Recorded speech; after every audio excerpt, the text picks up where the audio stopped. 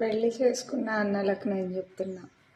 So మీ భార్య పేరెంట్స్ని వదిలేసి, అదే తల్లిదండ్రుని వదిలేసి, అంత ఫ్యామిలీని వదిలేసి వస్తుంది కదా. సో మీరు పెళ్లి చేసుకోక ముందే ఒక నిర్ణయానికి రండి. ఏమిటంటే, మీకు ఫస్ట్ ఆఫ్ ఆల్ తాగుడు ఉన్నా సరే మానేసేయండి పెళ్ళైన తర్వాత. ఎందుకంటే మీకు ఫ్యామిలీ వచ్చింది కాబట్టి.